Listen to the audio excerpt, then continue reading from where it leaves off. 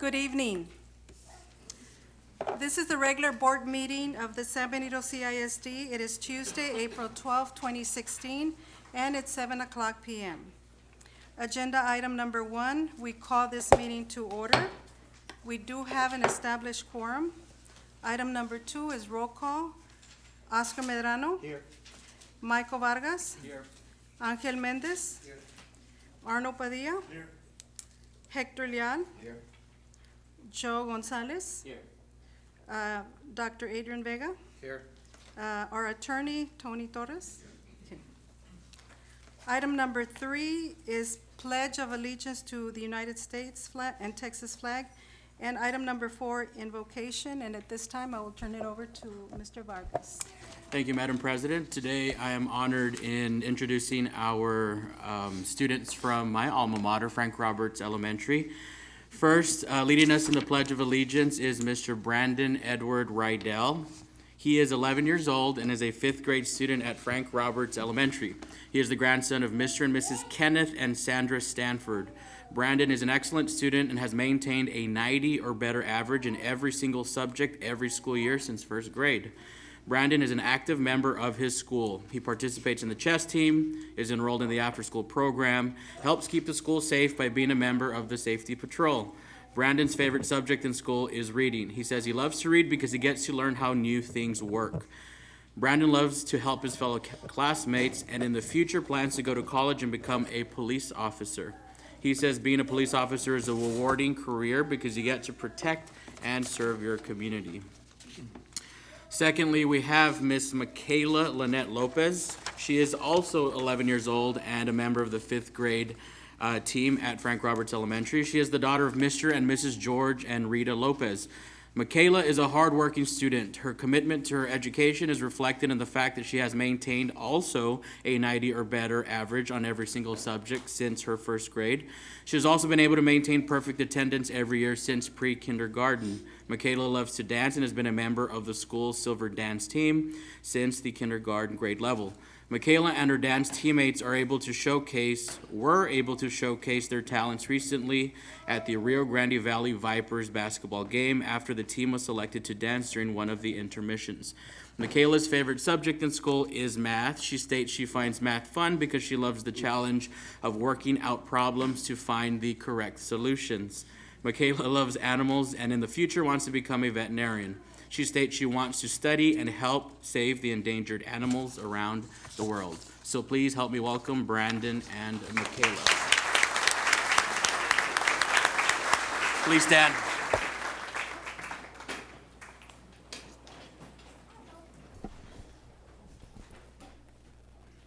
I pledge allegiance to the flag of the United States of America and to the republic for which it stands, one nation, under God, indivisible, with liberty and justice for all. Honor the Texas flag. I pledge allegiance to thee, Texas, one state, under God, one and indivisible. Please remain standing for the invocation. Heavenly Father, we come to you today asking for your guidance, wisdom, and support as we begin this meeting. Help our district leaders to engage in meaningful discussion. Allow them to grow closer as a group and nurture the bonds of our community. Fill us all with your grace, Lord God, as decisions are made here tonight that might affect the students, staff, faculty, and friends of San Benito CISD. Continue to remind us that all that is done here today, all that is accomplished is for the pursuit of truth, of the greater glory of you, and for the service of our community. We ask these things in your name. Amen.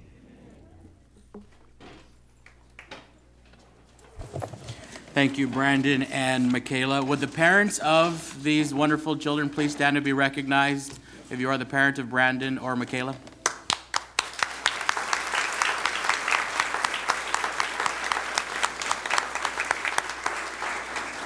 And finally, we'd like to recognize the leadership of the principal of Frank Roberts Elementary, Ms. Linda Molina. Thank you.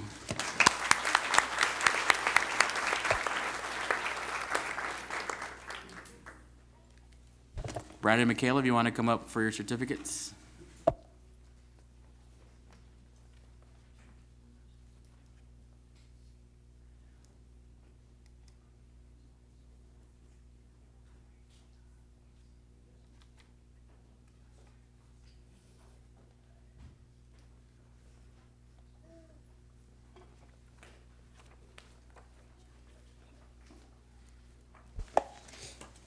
Agenda item number 5 is special recognition, and at this time, I will turn it over to Mrs. Longoria. We have a lot of recognition this evening, and we'd like to go ahead and get started. We will ask that the board members, if they could assist in presenting the appreciation items or recognition items to these award recipients. The first group on the list is from San Benito High School, and these are the Rio Grande Valley Livestock Show Sale of Champion winners. And the honoree on the list is Nadia Garza, and she placed 10th overall with her plants. And she is working under the instruction of teachers and sponsors Romana Cantu, George Guerra, and Eddie Garcia. And this took place at the Rio Grande Valley Livestock Show in Mercedes, March 11th through the 20th. We have some other Rio Grande Valley Livestock Show Sale of Champion winners. And the first one on the list is Christian Cavazos.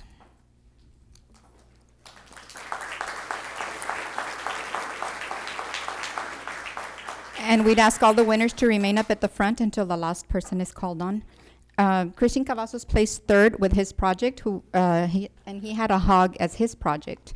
Crystal Reese placed 3rd with her hog.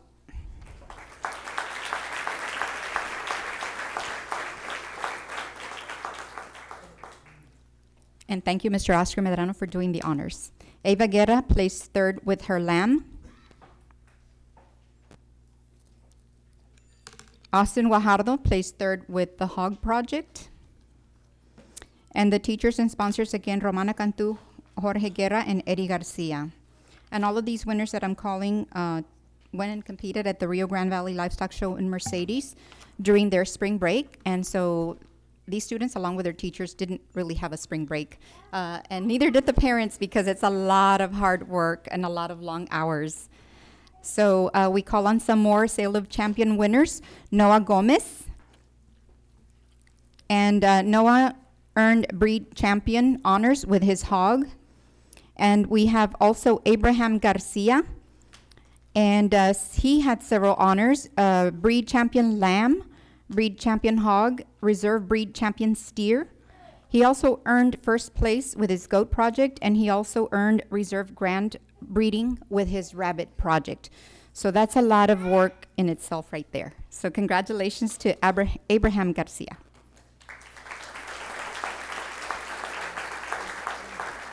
And I might add that on Abraham Garcia, he is a student at Downs Elementary in this district. We also allow our students in the lower grade levels to participate in the FFA program, and it's had a lot of success. And then, of course, the students continue throughout the middle school and the high school years. And it's been a long tradition here where our students are winners and come home with a lot of prizes. So Ramiro Gonzalez, he placed 9th with his poultry project. And Caitlin Gonzalez, that's a brother and sister team, and placed 10th with the poultry project and a 3rd place with a hog. We have some other Sale of Champion winners. We have Tyler Solis.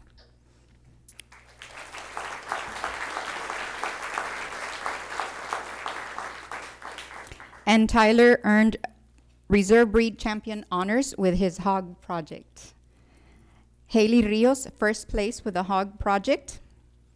Kayla Medellin, 2nd place with the rabbit project.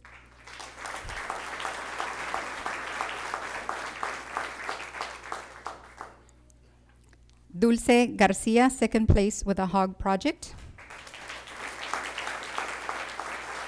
And Zeke Maris, 2nd place with the hog project.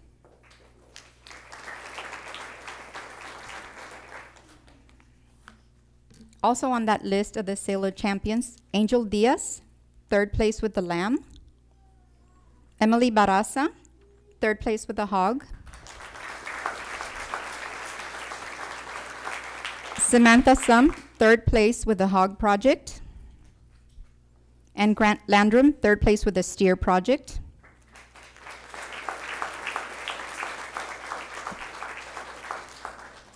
Alejandra Bernal, third place with the hog project. And again, the sponsors for these students, I did mention them earlier, Romana Cantu, Jorge Guerra, and Eddie Garcia, and I believe they are joining the students here today.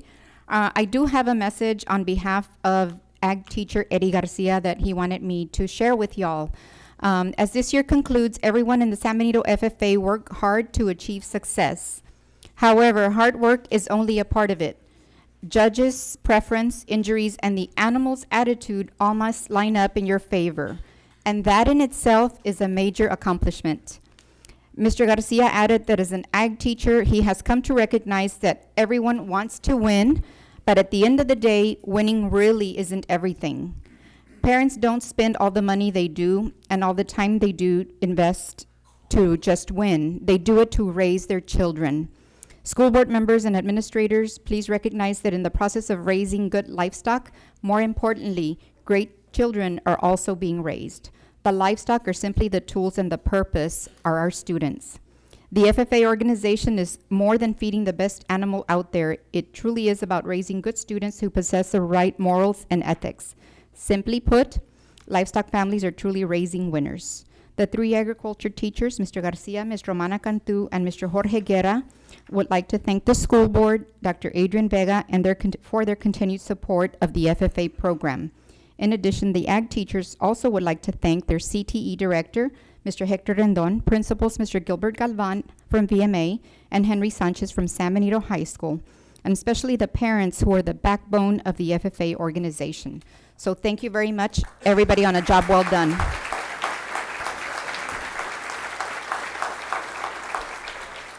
Parents, we'd like to recognize you. So parents, if you're in the audience, please stand and be recognized at this time.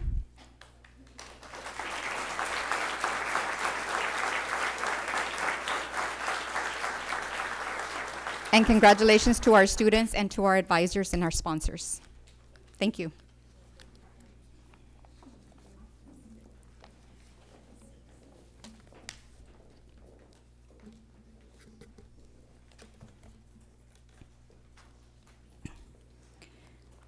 We move on to another group from San Benito High School, and Ms. Ana Cruz, the board president, is doing the honors this evening. And these are students from the DECA marketing that went to compete as state qualifiers and earned district champ honors. And they are Brenda Maldonado, a state qualifier, principles of business administration. Christian Tomas Cavazos, also a state qualifier, principles of marketing.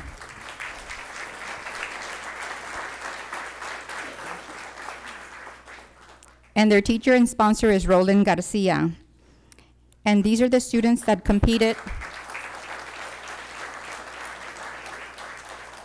And he is brother to Eddie Garcia that you just saw earlier. I wanted to add that. These are the students that competed in the District DECA, or Distributive Education Clubs of America, marketing competition in McAllen, January 22nd.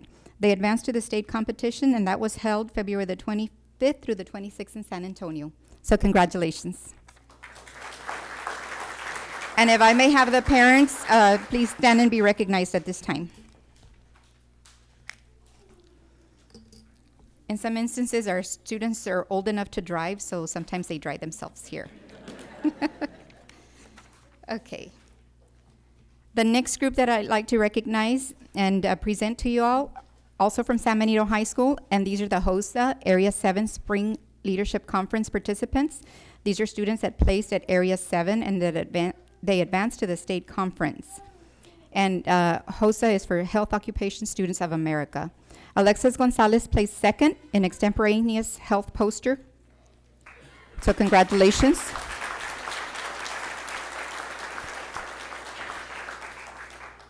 Alejandro Torres placed third in the dental science division.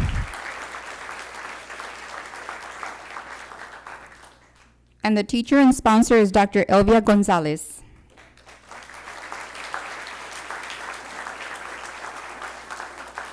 And these are the students that went to Area 7 Spring Leadership Conference. This was held January 22nd at McAllen, Texas at the Convention Center.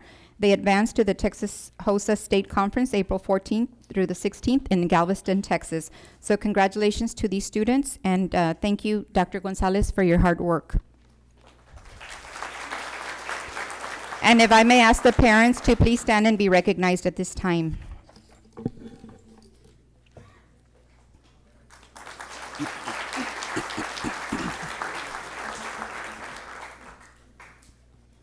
Thank you and congratulations.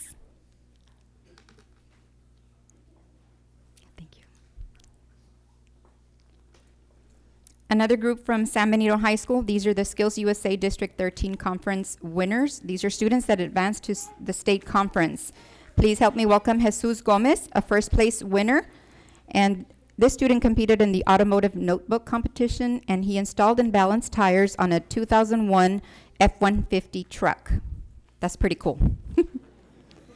Juan Hernandez, also first place winner, automotive notebook, diagnosed and replaced an alternator on a 2004 Pontiac Grand Am. Andres Rodriguez Jr. placed first in the automotive notebook, and he also did work on brake flush on a 2004 Dodge Stratus. Their sponsor is Meliton Hinojosa. And these are students that went to compete at the District 13 conference.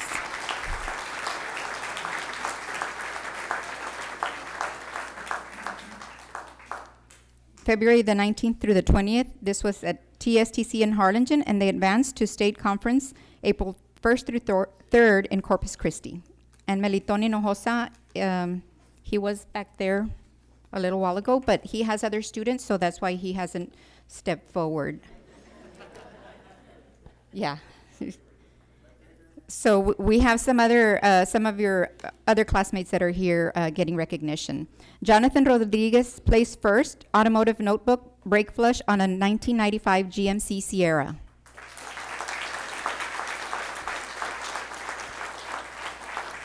Andres Sanchez Jr. placed first with the automotive notebook, and this young man replaced and balanced 4 wheels on a 2007 Pontiac Bonneville. And again, their teacher and sponsor is Meliton Hinojosa.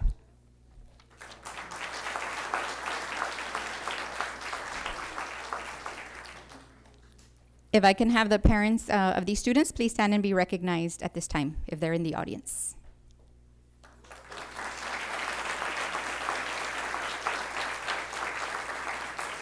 And congratulations to the students. Our district has a great partnership with the local dealerships, and they do an awesome job.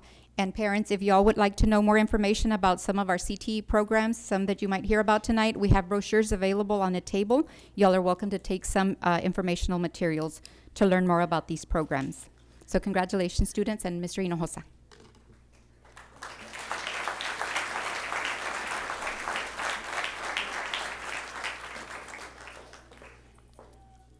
From San Benito High School, we move over to the Skills USA District 13 Leadership Skills Conference. This event was held at TSTC in Harlingen. These are the students that advanced to the Skills USA Texas Leadership and Skills Conference in Corpus Christi, Texas. Please help me welcome Nick Mendoza.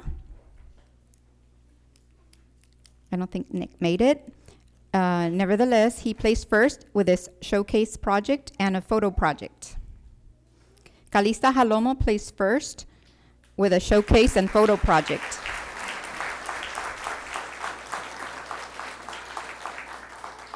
And she brought her project to show, and also her medal.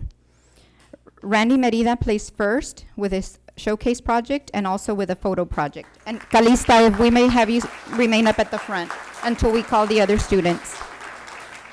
Also with this group is Celia Medellin, first place with a photo project. Amanda Ortiz also placed first with a photo project. And Nivia Gonzalez, she is a District 13 officer.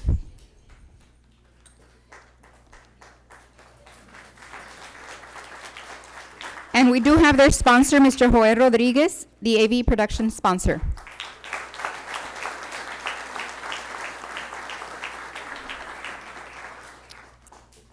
And again, let me tell you a little bit about these students. These are the students that competed at the AV Career Pathways Showcase, and they placed first with their PSA, or public service announcement.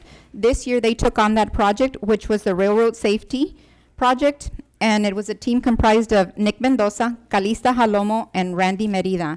And all 3 team members placed first with their photo projects as well. And of course, as I mentioned, placing first in photo projects are Celia Medellin, Amanda Ortiz, Nivia Gonzalez, and she was elected District 13 Skills USA officer at TSTC in Harlingen. So congratulations to these students on their accomplishments and on representing San Benito CISD. And parents, if y'all are in the audience, please stand and be recognized at this time.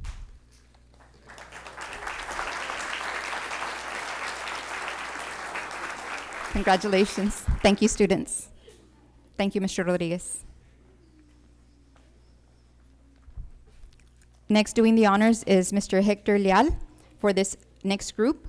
These are Skills USA competition students that went to compete, and this was the 4-man building team search. They placed second with their building search, and they were also state qualifiers. And let me call their names. Alejandro Cerda,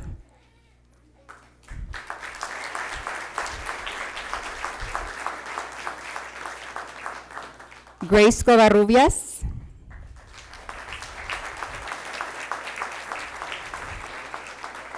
Sarah Martinez,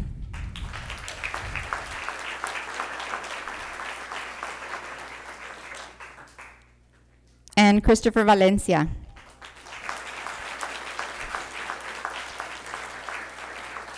And their teacher and sponsor is Lizette M. Lucio.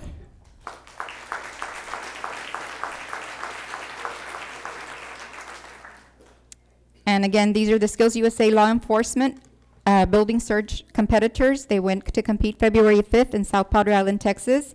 And at the Skills USA state competition, they were qualifiers advancing April 1st through the 3rd. Congratulations to the students and to the sponsor. Congratulations again. And if we can have the parents please stand and be recognized at this time.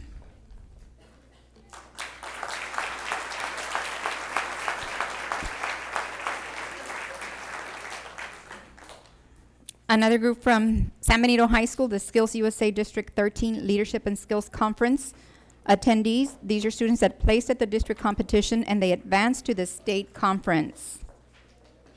And we have Mr. Arnold Padilla doing the honors for this next group. Leslie Cortina placed second with a first aid and CPR. Jacob Bermudez placed first in medical terminology.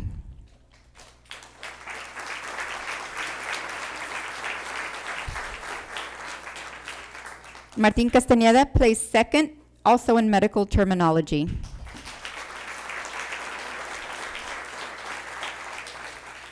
Yuritia Jimenez is a state qualifier with her photography project.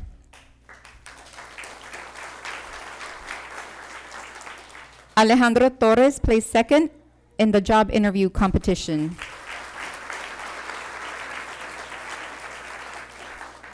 The sponsor is Trisha Silva.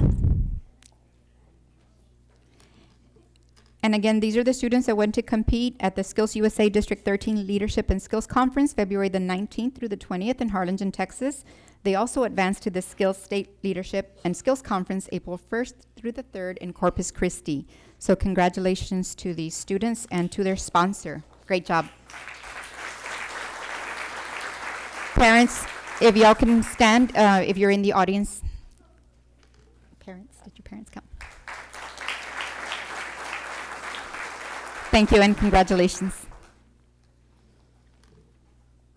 We have one student from San Benito High School, another Skills USA competitor that went to compete, and this was in the air-conditioned skills competition.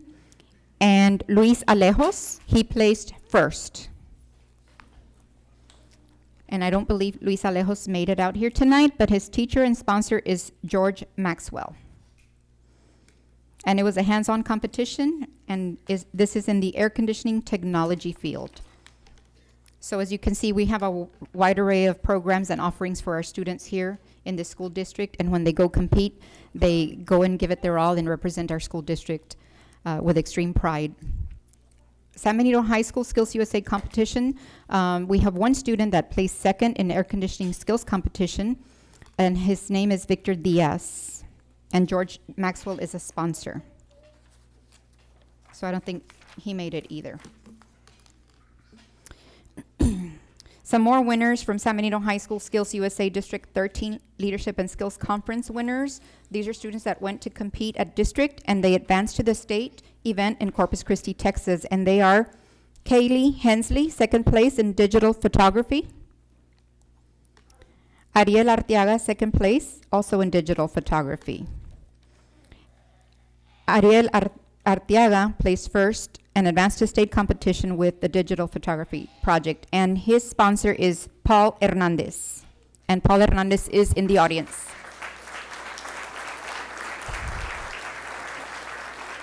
And Mr. Hernandez can accept the awards on the students' behalf. So these are the students that attended this event with Mr. Hernandez. This was at the Skills USA District 13 Leadership and Skills Conference at TSTC in Harlingen, Texas. And they advanced to Texas Skills USA Leadership and Skills Conference at the American Bank Center in Corpus Christi, Texas. So great job to Mr. Hernandez and his students.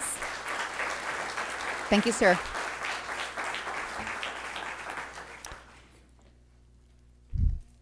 Mr. Angel Mendez will do the honors for the next group, and the next group is from San Benito High School. These are your Business Professionals of America students that went to the Regional Leadership Conference, and they placed at regionals, and they also advanced to state.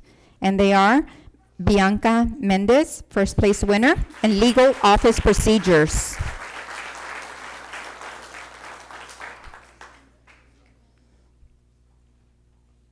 Susan Cortez placed third in Java Programming.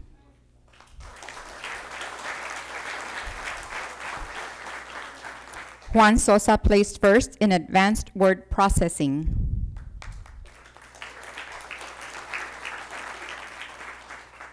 Rochelle Leonard placed third in Advanced Interviewing Skills. And placed second in Global Marketing. James Davila placed second in Graphic Design Promotion. The sponsor is Frances Thrailkill. And she is joining us this evening. Congratulations to Ms. Thrailkill and to these students, the BPA students. The regional competition was in Brownsville, Texas, and they advanced to the State Leadership Conference in Corpus Christi, Texas, March 2nd through the 5th. Congratulations. And parents, if you could please stand and be recognized if you're in the audience.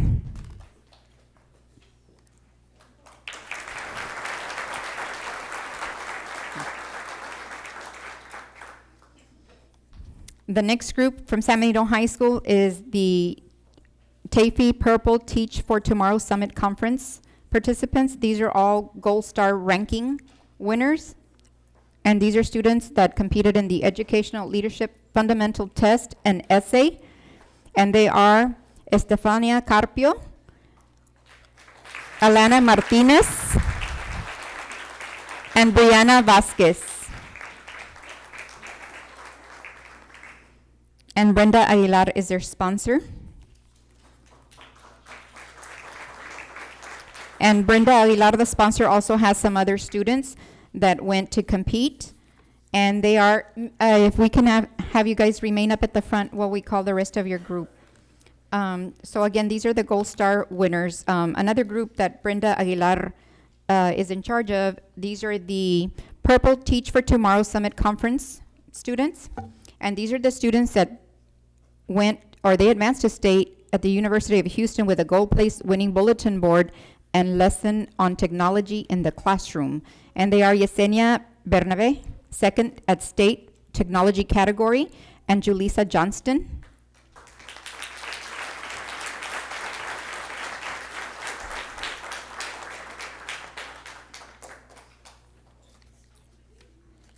And Ms. Aguilar also has another group, and these are students that went to the Purple Teach for Tomorrow Summit Conference. This is a TAFE conference, and they advanced to state at the University of Houston. And they earned a gold place winning bulletin board and lesson on Child at Play. And they are Irene Trevino, third place at state child guidance category, and Evelyn Prado.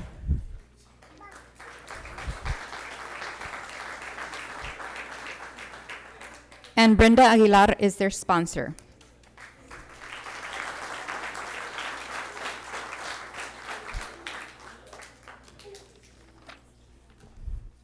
Great job, students, and I see that they're wearing their ribbons. Awesome. And to the sponsor, congratulations. And parents, if y'all are in the audience, please stand and be recognized at this time.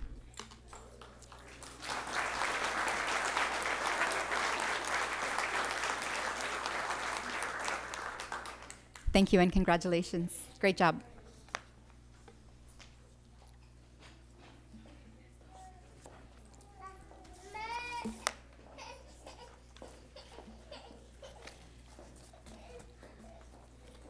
We have another group. The sponsor is Isabel Perez.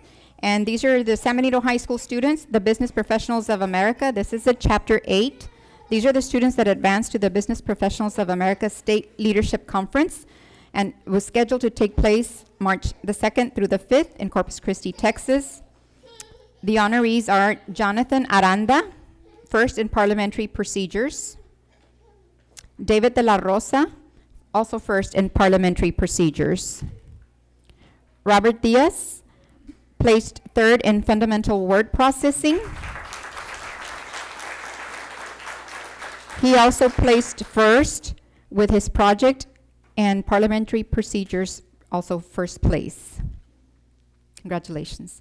Sarah Hyde, she placed third in Advanced Spreadsheet Applications.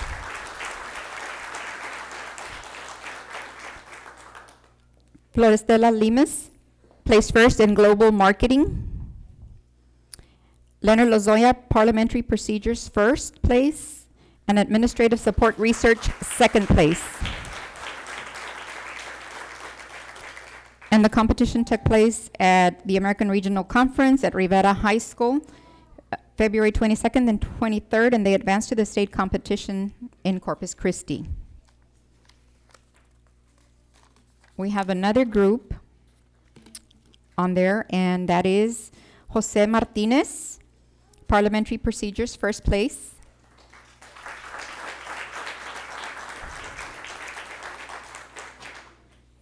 Alfonso Mendoza, Global Marketing Team, first place. Joseph Munoz, first place with Parliamentary Procedures. Adriana Ochoa got first place in Parliamentary Procedures and third place in Fundamental Word Processing.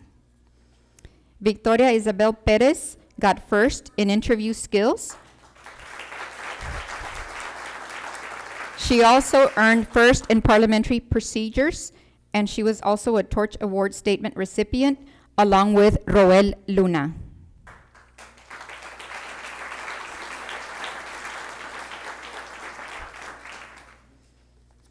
And the sponsor, Ms. Isabel Perez, has a few more students that I'd like to call on. And they are Caitlin Ramirez, placed first with a Global Marketing Team. Rian Riojas, also placed first with a Global Marketing Team.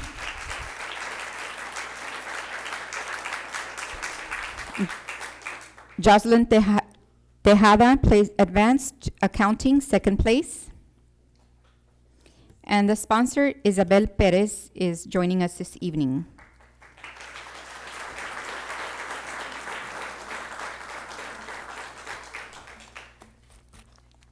Congratulations to the sponsors and to the students. Great job, everybody, and way to go on representing San Benito CISD.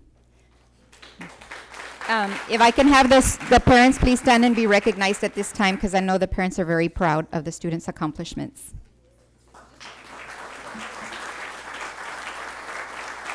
Good job.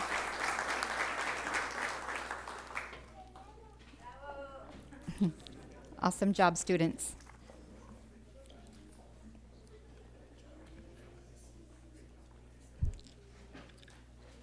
we have another group from San Benito High School, and Mr. Michael Vargas is doing the honors.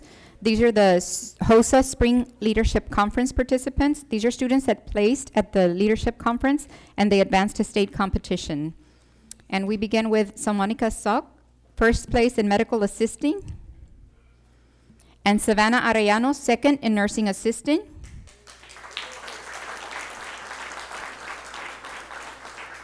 Hannah Juarez, HOSA Happening.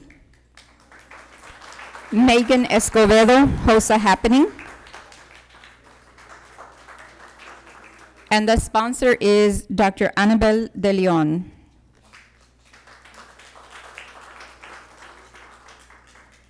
And these are students that went to the HOSA Spring Leadership Conference, January the 22nd and 23rd in McAllen, Texas, and they advanced to the HOSA State Conference, April the 13th through the 16th in Galveston, Texas. Congratulations. Great job.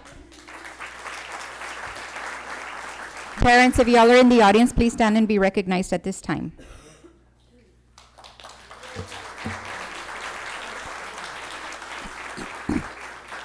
The next group on the list from San Benito High School, these are the TAFE Gold Teach for Tomorrow Summit winners, and these are students that placed first at regional competition in Harlingen, and they advanced to state in Houston, and also to the national competition in Boston. So that's awesome. Let me introduce them to y'all. Wilbur Padron is author, first place.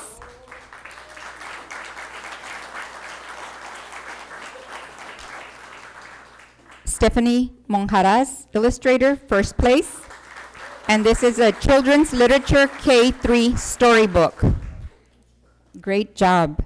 Dolores de la Fuente is the sponsor. And she has a few more students that are under her leadership as well.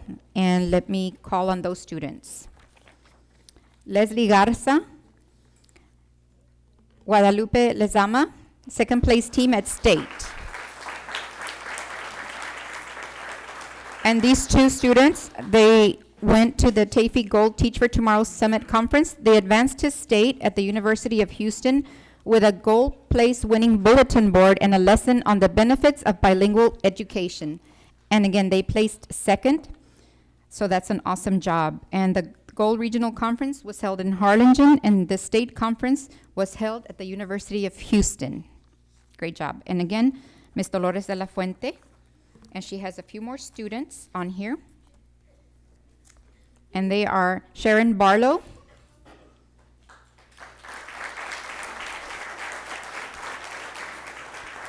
and this next group of students, these are students that competed in the TAFE Gold Teach for Tomorrow Summit, and they earned a Gold Star ranking in the Educational Leadership Fundamental Test and Essay.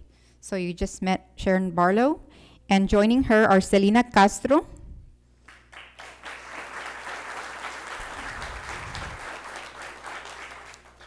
Jolene Contreras,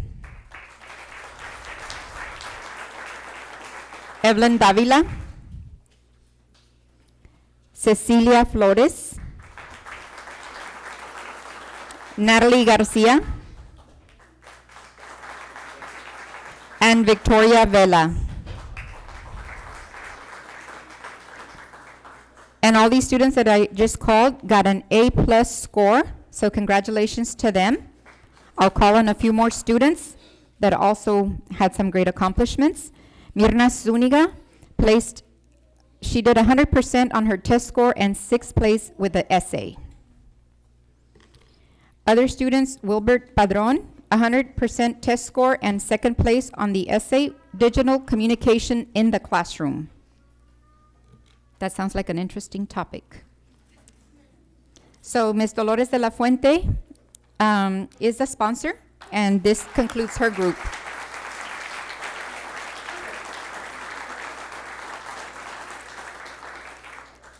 Congratulations, Ms. de la Fuente, and thank you, students. Congratulations, great job, awesome. Parents, if y'all are in the audience, please stand and be recognized at this time.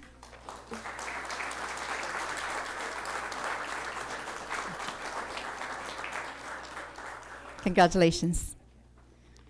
Another group from San Benito High School, these are the Business Professionals of America. These are students that went to the America Regional Conference, and this was these are students that placed, and they are Luis Ramirez, first place winner and state qualifier in advanced interview skills. Sonia Flores is the sponsor, and this took place at the BPA Regional Conference in Rivera High School, and they advanced to the BPA State Conference, and that was in Corpus Christi, Texas. So congratulations to Luis Ramirez and to the sponsor, Ms. Sonia Flores. And if Luis's parents are in the audience, if they can stand and be recognized at this time. Great job. Thank you. Congratulations. From Veterans Memorial Academy, these were the BPA Regional Leadership Conference participants that placed at regionals, and they are Janet Rasmussen, first place, Digital Publishing in Design.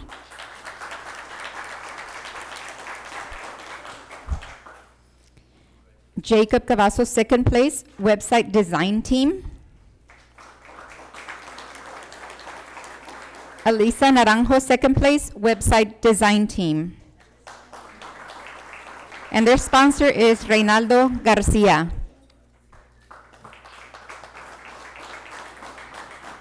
The BPA Regional Conference was held in Brownsville, Texas, January the 22nd and 23rd, and then they advanced to the BPA State Leadership Conference, and this was held March the 2nd through the 5th in Corpus Christi. So thank you, students, on your accomplishments, and parents, if y'all are in the audience, please stand and be recognized at this time.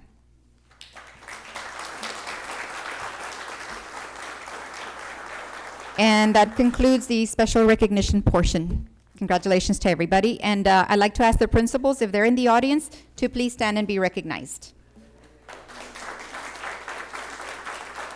Thank you, sir.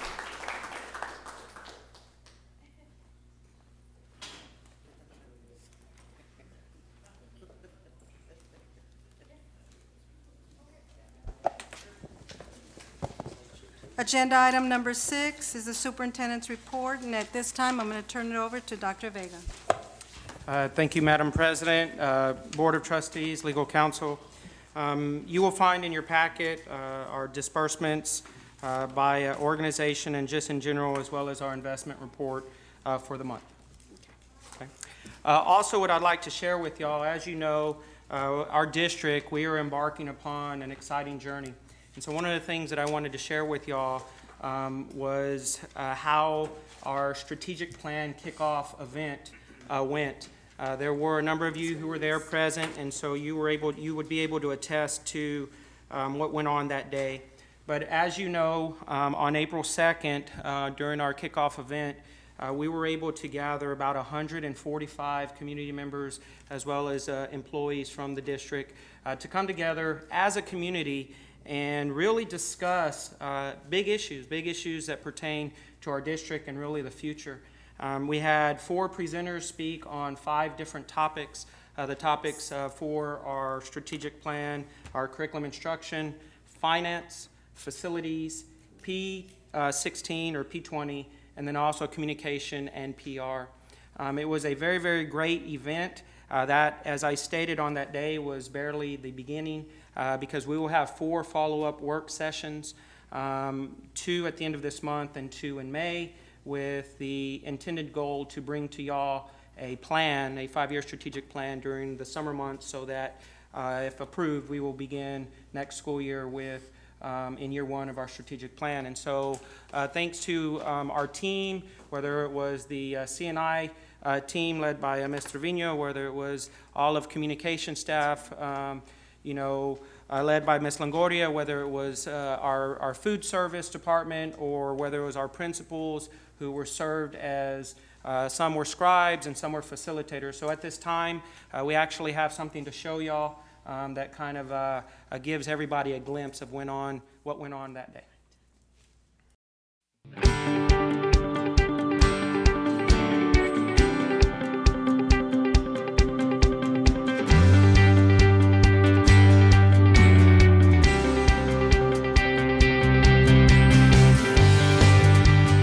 Think about anything that we do in life, unless we have a clear plan there is no guarantee that an individual or a group will accomplish whatever they're trying to accomplish, because without a plan, without a focus, without direction, in essence, that experience, whatever it is, becomes susceptible to outside forces, meaning things just happen. If you're in this room, it's because you're important, you matter, you're plugged in, you know, you care. So you gotta get them the information they need to advocate for you and your children and your kids and your students and your district. If you don't, nobody else is gonna do it.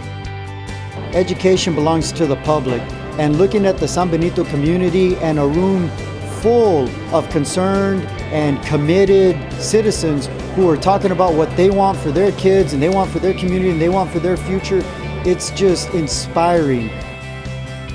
Oh, I'm really honored to be here, like to know that I get to make a difference and that my opinion, matters and can affect thousands of other students potentially. I am enjoying this because for any aspect of any job that you do, you've got to have that plan. Without a plan, you can't succeed at the end because you don't know where you're going. And the reason I'm volunteering for San Benito is because I live here. This is where my children went to school.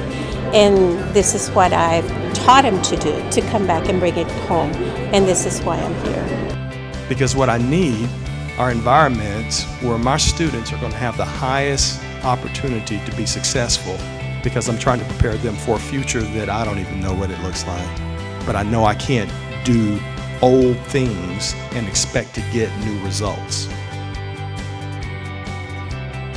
The 4 follow-up work sessions are going to be just that, work, because we're going to have to take all of this information, okay, that everybody has shared and distill that into big rocks or priorities and turn those priorities into goals, and then really transfer that or translate that into a working document which will ultimately be our 5-year strategic plan.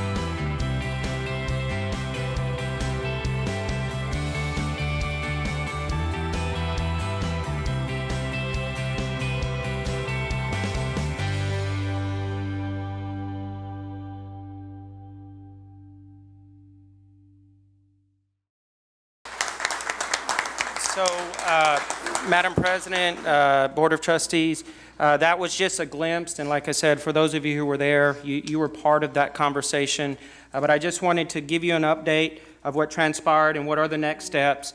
So for the record, if anybody wants to know more, you can visit our webpage. We have uploaded the presentations that were made in terms of the PowerPoints, and we are uploading our process. This video will be on there. We'll be putting it on Facebook. We'll be tweeting it. We'll be sending out this video to all staff to keep people informed. And so our next work session, or the first work session, is set for Saturday, April 23rd, and then we follow up on Saturday, April 30th. And then we have 2 more at the end of May. I think it's the 21st and the 28th. And so right now, staff is dividing up the work teams. As y'all know, on that Saturday, we asked everybody to sign up for the various committees or groups that they would like to work on. And so we will be communicating that information probably by the end of this week.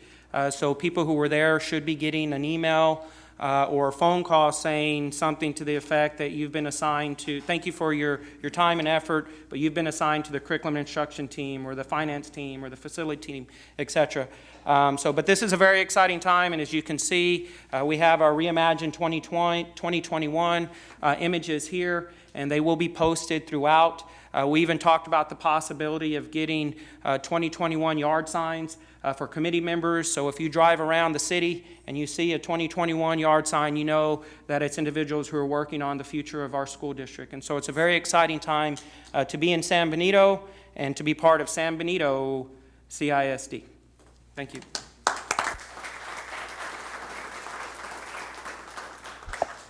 Thank you, Dr. Vega. Agenda item number 7 is public comment. We do have one person for public comment. Persons wishing to address the Board of Trustees shall register with the presiding officer or designee no later than 5 minutes before the announced time of the school board meeting. State their full name, state what organization or group, if any, is being represented. State the topic they wish to address before the Board of Trustees. Refrain from commenting directly on any individual school district employee or public official by name, but may instead refer to a specific employment area, job title, or the Board of Trustees as a whole, and refrain from attacks on individuals. San Benito CISD Board Policy BED guidelines require that the speaker be allowed only 5 minutes to give his or her presentation. Delegations of more than 5 persons shall appoint 1 person to present their views before the Board of Trustees. Presentations shall be informative and shall pertain to school-related issues. Attack on any individual shall be considered disruption of the meeting, and the Board of Trustees shall not deliberate or decide regarding any subject that is not included on the agenda posted with the notice of the meeting. And as of right now, we have Mr. Ayub. Welcome. Yes. Thank you very, very much. I'm Jack Ayub with the Texas Independence Day celebration, and I'm just really proud to tell you that as of last March the 12th, we had our 9th annual Texas Independence Day celebration. And thanks to all of you, the school, as well as the city and the EDC, I'm just happy to tell you that we had almost 10,000 visitors, attendees that attended our event. And I'm just so proud that everything just came together. The city had its Mayor Celeste came over and did our official proclamation. The director of the EDC came over, and he was our Santa Ana with a beautiful horse, with a beautiful outfit. And the school district was represented by our very own Superintendent Dr. Vega, who I'm so thankful came out, her very first reenactment. And because of you and 33 other reenactors, we were able to come out and do 3 reenactments. I hope you all have liked it, and I'm so thankful that Dr. Vega came out. You did a very good Gregorio Esparza.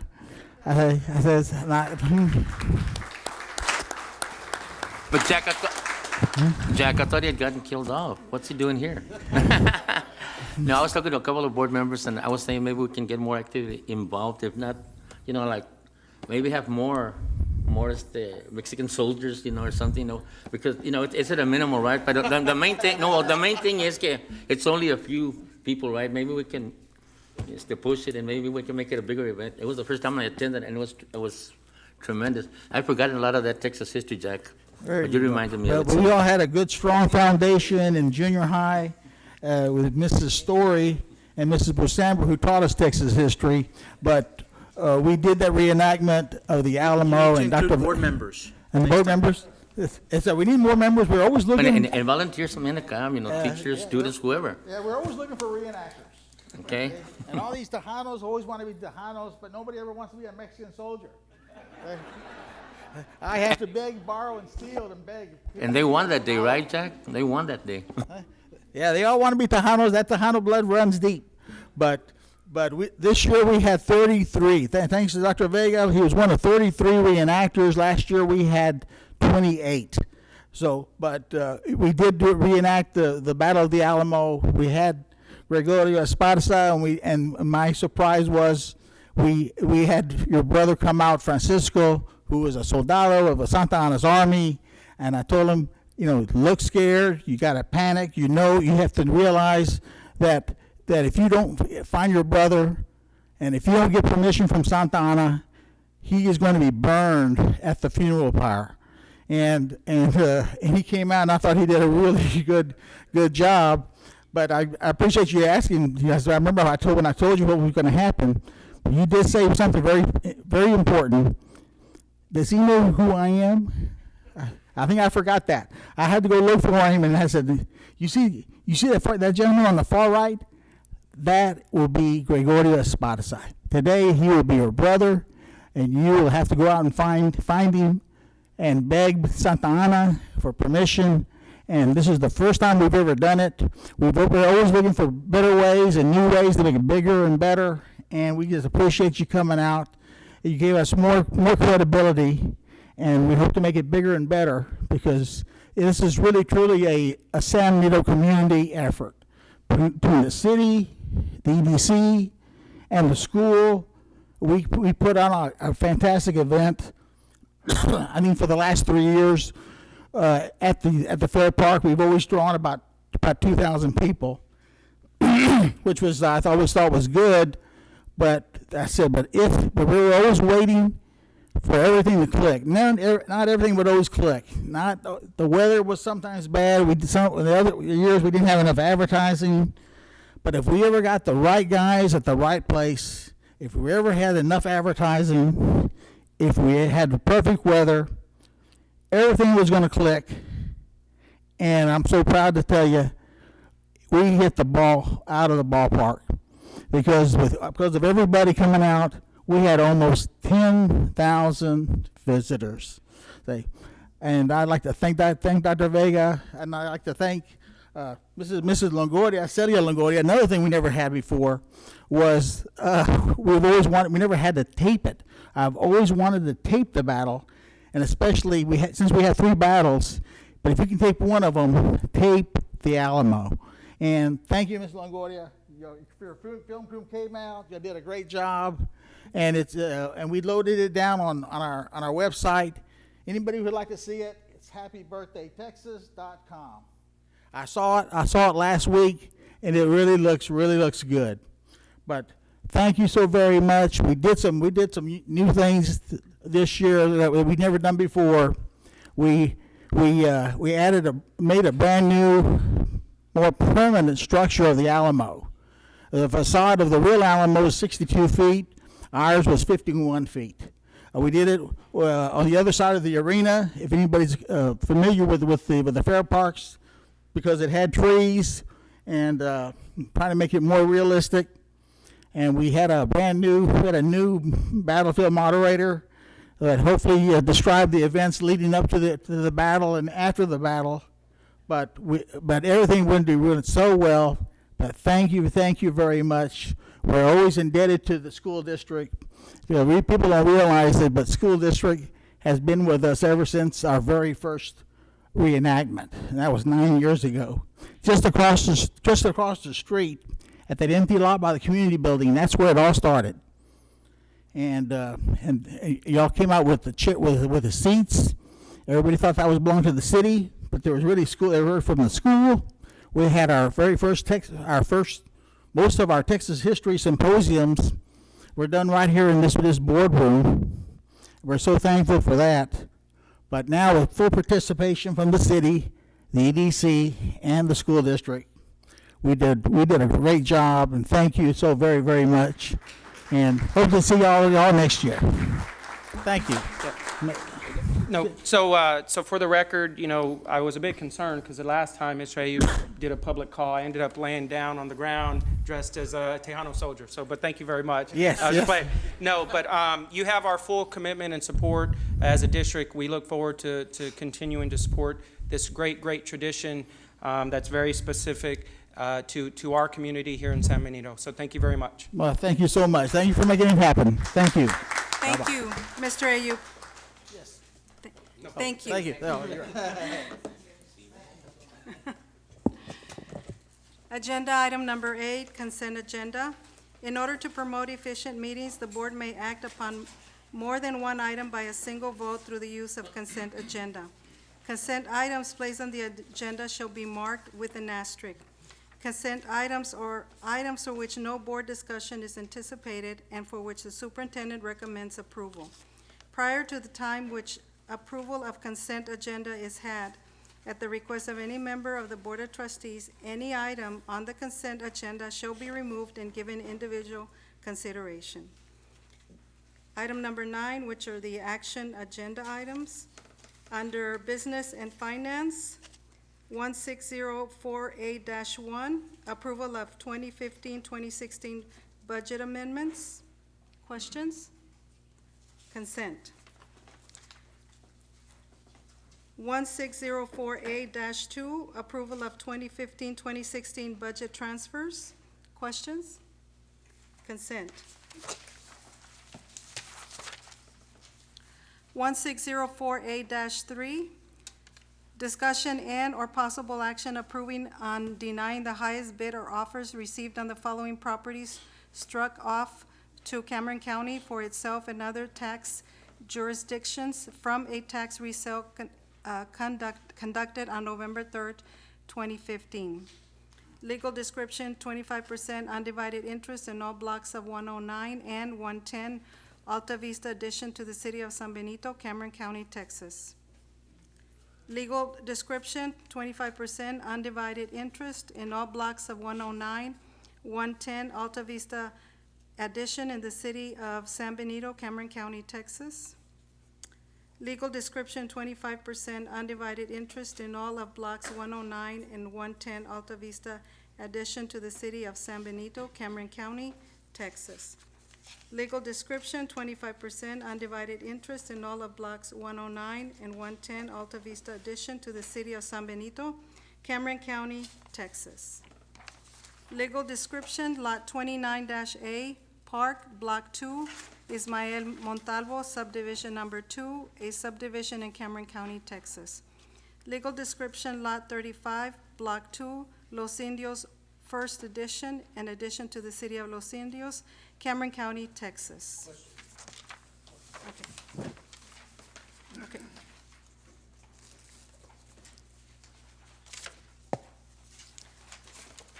1604A-4, discussion and possible action on the resolution approving or rejecting the highest bids offers received on the tax resale conducted on November 3rd, 2015 for the above-mentioned properties. Yeah.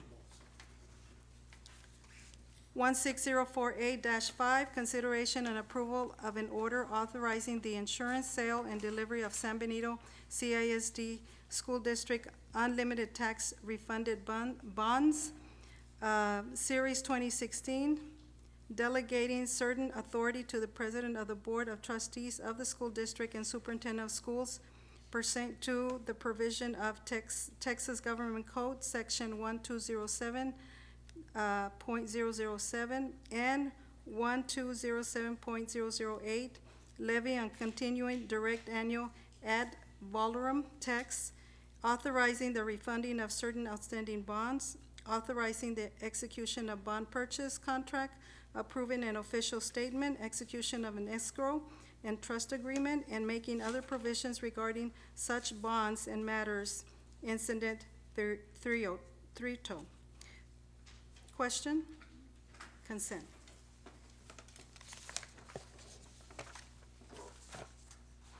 Under administration, request for 1604A-6, request for approval of district professional service agreement with Teach of America.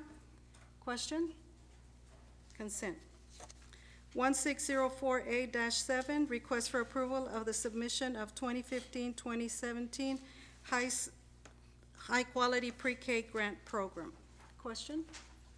Consent. 164A-8, request for approval of 2016-2017 school calendar. Question? Yeah, we have Nope. presentation. Okay, question, okay. 1604A-9, discussion and possible action to change election date for school board elected officials from the May uniform date to the November uniform date and extending such terms of office accordingly. Questions? Okay. 1604A-10, request for approval of board minutes. Questions? Consent.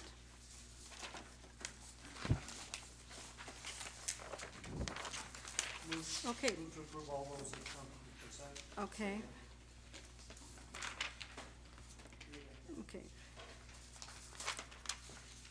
All those in favor? Aye. All those against?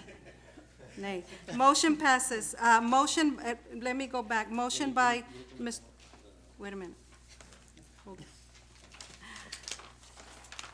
Motion by Mr. Padilla, second by Mr. Leal. Motion passed. Can we go back to the question items? On 16.4A and 4A or 16.4A, it's all more of a concern. I think we believe we need to take an action of either approving or denying, not a consent. So in this case, I would make a motion to approve the sale. Apologize. Let me repeat that.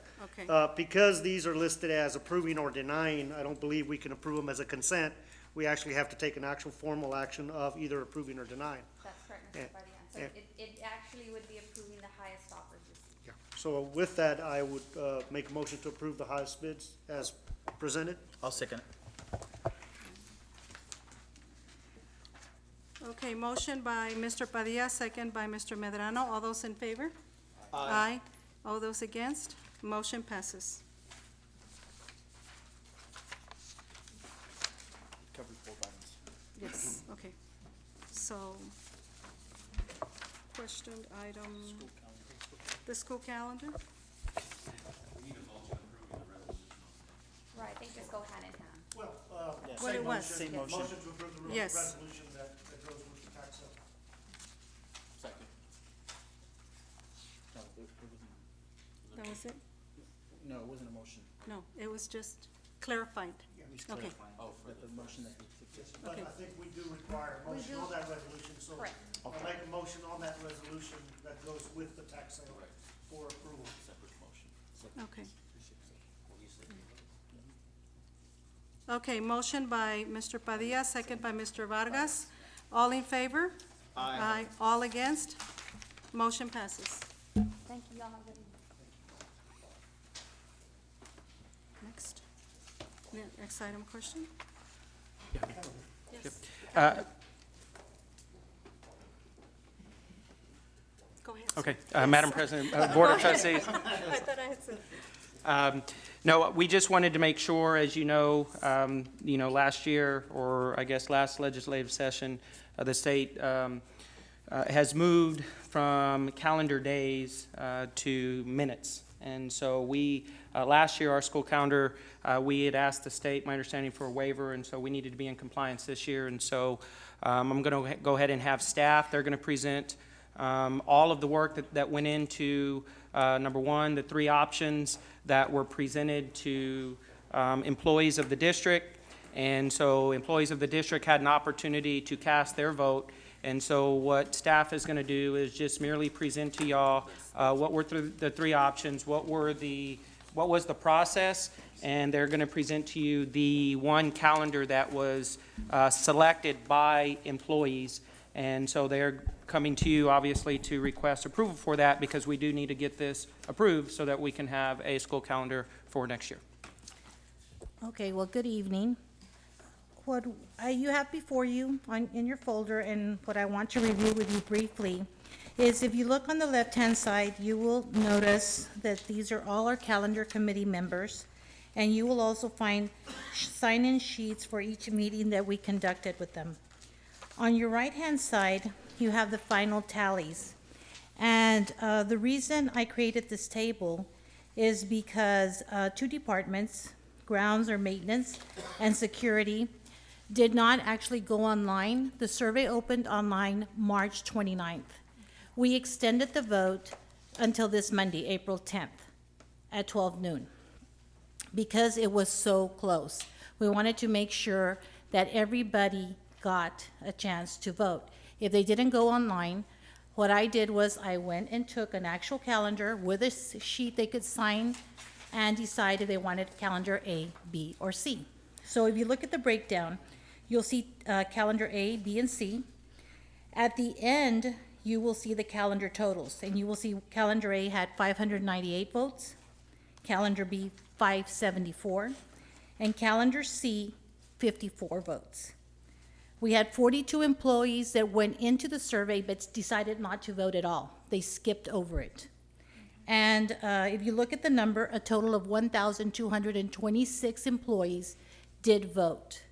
That roughly translates to 73%. If you'll flip over to the next sheet, there's the breakdown Mr. Padilla was looking for. And you can go into each department. You'll see each campus. If you see who completed the votes, there will be actual numbers. No means these people did not vote. And again, you will get the totals there. You will see 1,226 employees did vote, 475 did not cast their vote. If you flip over once more on the right side, you will see that this is what we actually print out from SurveyMonkey. And these are the electronic votes and only the electronic votes. After we had those electronic vote numbers, we manually input the numbers from maintenance and from security. And that is how we derived to the final totals. So I don't know if you have any additional questions or if you'd like us to delineate anything else more specifically. So as you can see, just based on all that information, the calendar that received the most votes combined was calendar A. And so what does that really mean? In essence, the calendar A is really a replication, more or less, of our current calendar. And so based on the employees, that's the one that was selected. So that's the one that's being presented to y'all for approval.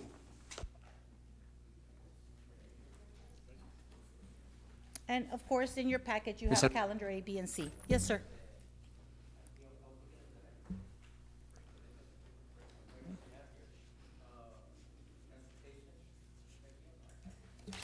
Yes, sir. I'm sorry. And two, also, you got building and grounds, you got total of 61. We have a lot more people than that there.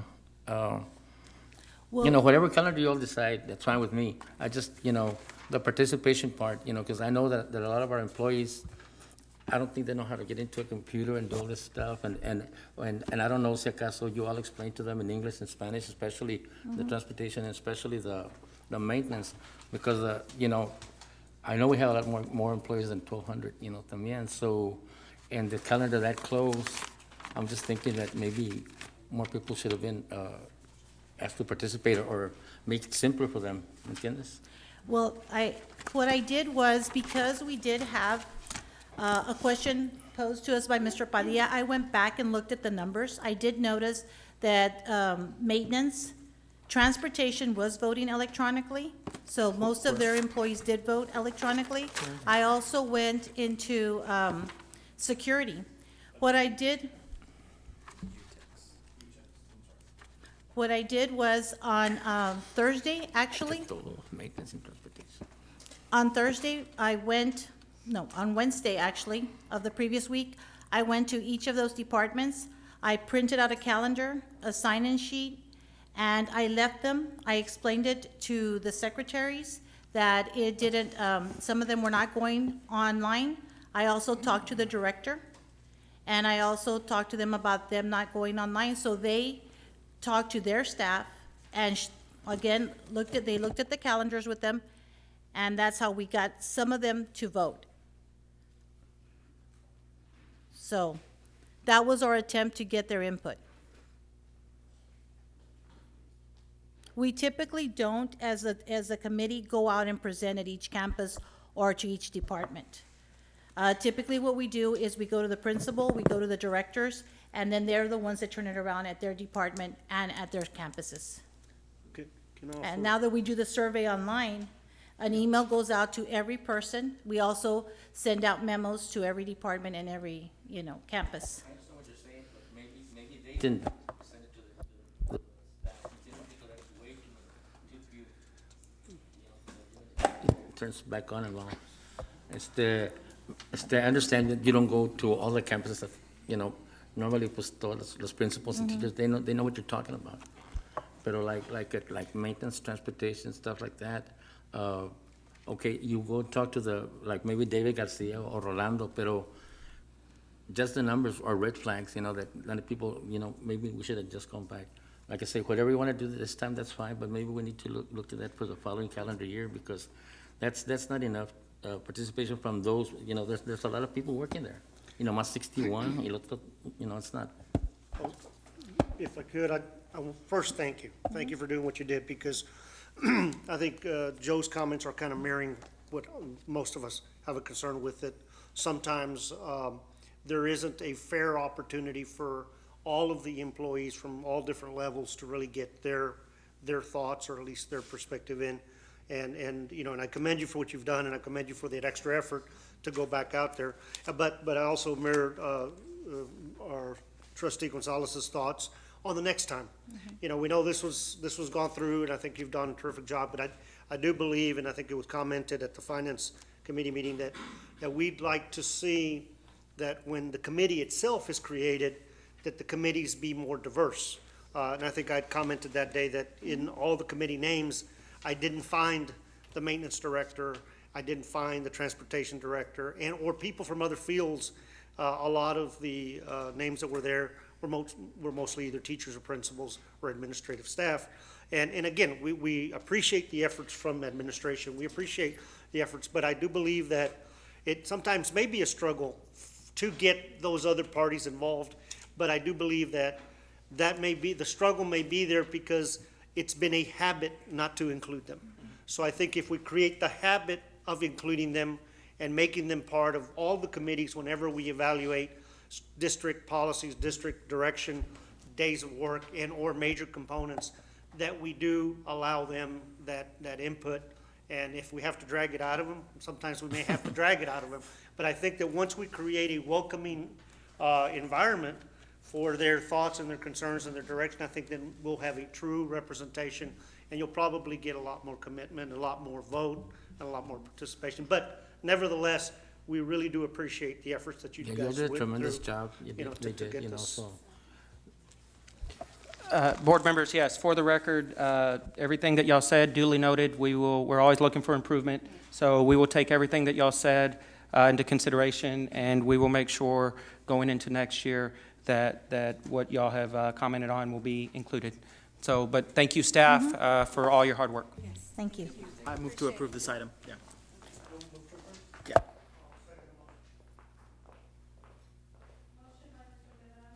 Second by Mr. Padilla. All those in favor? Aye. All those against? Motion passes.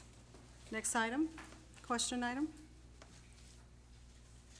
That's, Madam President, Yes, sir. it's item 16. Yes, 16-16048-9, discussion of possible action to change election date. Okay, I wanted to just hear a little bit more of the, I guess, conversation or discussion among all of us.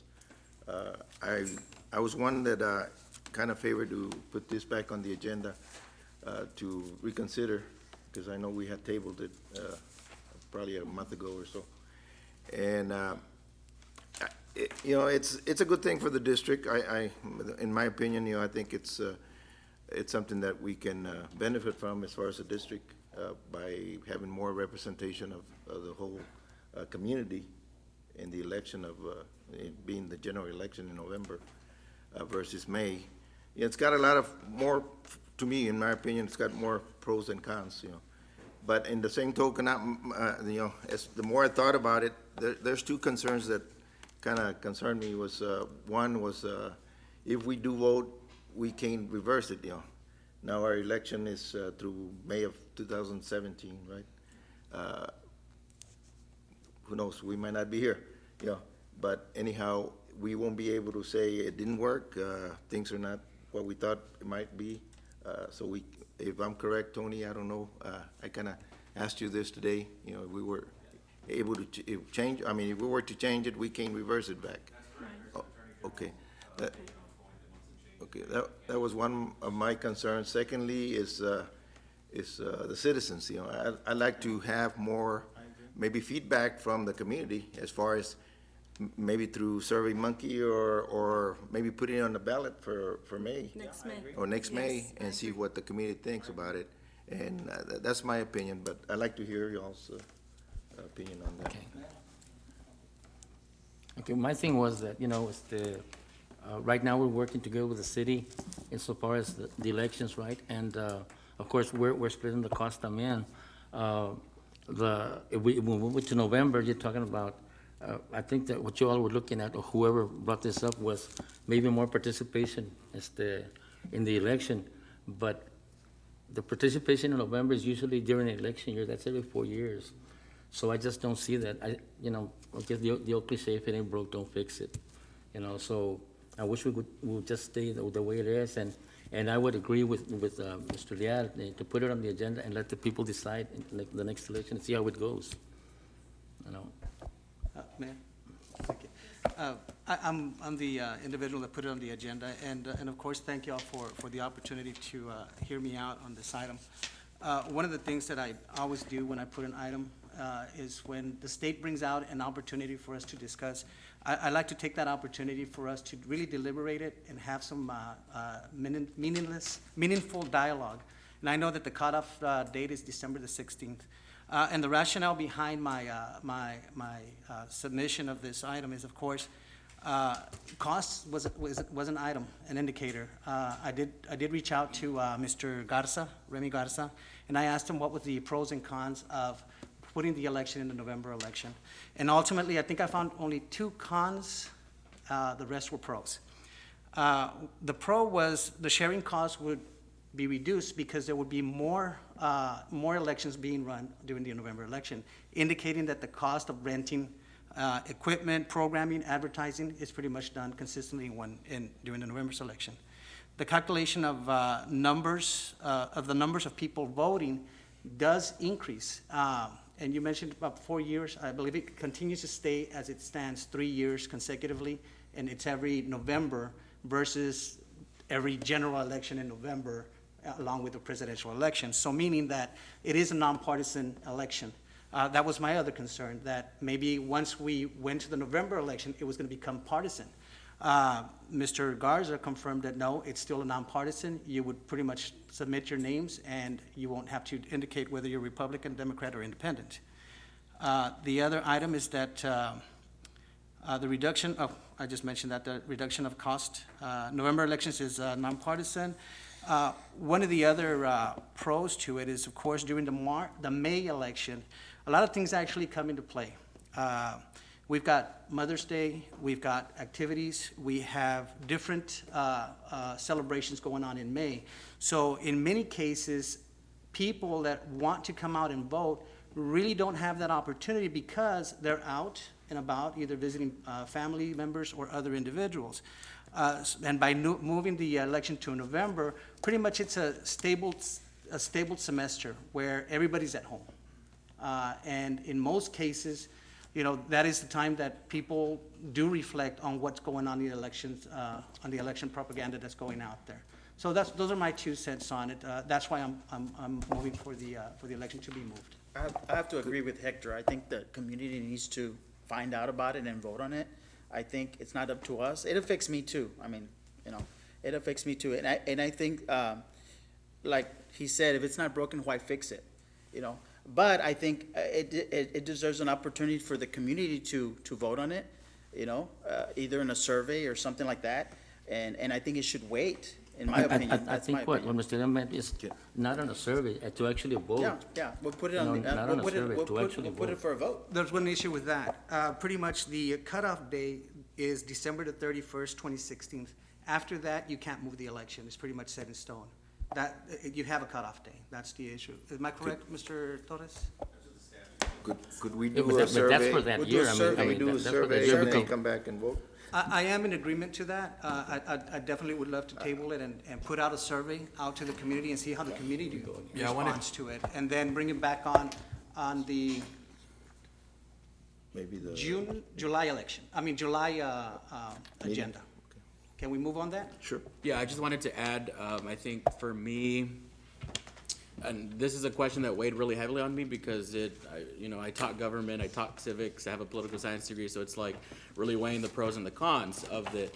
And there are two separate sides to this, and I think what we have before us is obviously a side of the pros and the cons that pretty much weigh pretty evenly. But I think for me, and this is a question that I always pose to my students as their government teacher, is we are a democratic society, right? Small d. And when we have a group of individuals, like a board, let's say, or a council or whatnot, that has an opportunity to influence the way elections are held, then to me that does a disservice in a sense to our community and our students and just the whole idea of a government, as they say, of the people, by the people, for the people. So for me, it forced me to really think about what we do as an entity and what we want to make sure and what message we're sending to our kids and what message we're sending to us as a governing body. So I just think that having 7 individuals vote on it versus the 3,000 or so that vote on it or potentially can have a voice in it, I think would be a more democratic solution to this question. So I wanted to make sure, like I said, I wanted to add my 2 cents as somebody who, took pride in teaching our students, not here, but in St. Louis, right, about the way our government works, the way it should work in an ideal way. So those are my 2 cents. I agree with you. I think we need to let the community make this decision since they're the ones that voted us in. So I think we need to allow the community that opportunity, So if we could put it on the ballot, that would be great. I guess Well, everybody. not on the ballot, but at least, Right. yeah, survey. I guess everybody's putting their thought in there. I'll be very honest, I have no preference either way. But there's a lot being discussed about benefits and non-benefits and things of that nature. And whenever we talk about benefits, generally, I like to look at the numbers. And if we're gonna be talking about getting the community to input, I'd like for us to do our homework to get the community the data that the community needs to be able to make a wise decision. So and I'm listening to what you mentioned about saving money, more people coming out to vote, things of that nature, the more representation we can get in voting, great. And whether it would happen in May or if we could just get people just to come out and vote and do their civic duty would be great, because sometimes I think we all feel uncomfortable about the very few amount of people that vote in, whether it be this community alone or nationally as a whole. But if we are talking about surveys and things of that nature, the surveys are only good as the information that you put out there that they're going to be able to make a decision. So going back to the issue that you mentioned about saving money or more people coming out to vote, is I'd like to see if if there is information out there from the county or from one of the election chairman or the election Remy, which I forgot what his title exactly is, but Director of Elections, thank you. If there is data on our community as to when do they vote. I mean, because if they come out and vote in May just because it's a popular or an interesting vote or it's one that they really want to make a decision, then it becomes irrelevant whether it's May or November. But if historically you see that in November, historically they show up to vote on whether it be national agendas or any other, or national elections or any other, then maybe that has some merit too. I'm not of either way, honestly, on this thing, but I think there's some very wise conversation about, why do we do things? And the last thing that I know I'd ever want is for anyone to feel that we're making decisions to strengthen political agendas or ties, and that I don't like. So if we're going to continue this discussion between now and the deadline of December, I think that we have a lot of homework to do between now and whenever a survey gets out, if a survey is going to get out. And if we can't find it, and I would ask that once that potential survey is ready, would you please let us see it? Because I'd like to see what's on it. Yeah, and to your point, Mr. Padilla, there are a lot of independent analyses, not only at the county level, but the state level and the national level that can be kind of added to the survey. Because the worst vote is an uninformed vote, right? So I want to make sure that we're giving both sides and have the voters determine, or the survey takers decide the pros and the cons themselves, because everybody, I mean, perception is in the eye of the beholder, right? Somebody's gonna outweigh the pros versus the cons. So I think that's why this is a good opportunity, not only for us, but for those individuals who will take the survey. And for the record, when this first thing came out, we did go to November, and Mr. Leal and me got an extra year out of that, but it didn't work out, you know, it didn't increase the voting like we thought it would, and so we came back, you know, it was either you partner with the county or you partner with the city, and we came back to partner with the city, you know, I don't think any holiday has anything to do with it, you know, as far as the voter turnout. The people that are gonna vote, they're gonna vote. You have 13,000 voters, and we always get about 2,500 to 3,000 regardless. But in November, it does diminish, and you can check back, you know, when we were there. So and it doesn't have anything to do with holidays. It's just, you know, people vote and people don't vote, and the majority of these people do not vote. And you can look at how many registered voters we have. I don't even know how many we have now, but it has to be more than 13,000, because we had that back in about 9-10 years ago. And we still get the same voter turnout, 2,500, 3,000 maybe. So, anyway. So, do we decide on the survey now, or are we gonna, how are we gonna proceed? That's not on the agenda. I think at this point is you continue to Okay, bring table it- this. And then bring it to a committee? Yeah. Okay. Bring it, yeah. Motion table? Motion to table.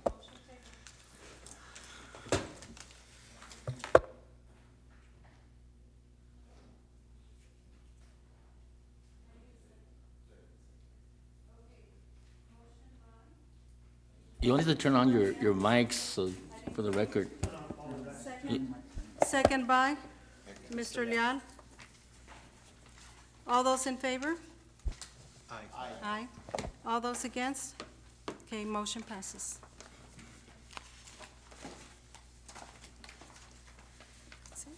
Item number 10 is closed meeting, discussion under the authority of the Texas Government Code 551.071 for the purpose of private consultation with the board's attorney on any subjects or matters authorized by law. 55.1.074 for the purpose of the appointment, employment, evaluation, reassignment, duties, discipline, or dismissal of a public officer or employee, to hear complaints or charges against a public officer or employee. A, report on personnel. B, employment, resignation, and retirement. C, consideration and discussion of employment of chief financial officer for the district. D, level 3 grievance of OMM, MC, GM, and LM. And we will go into executive session at exactly 8:34.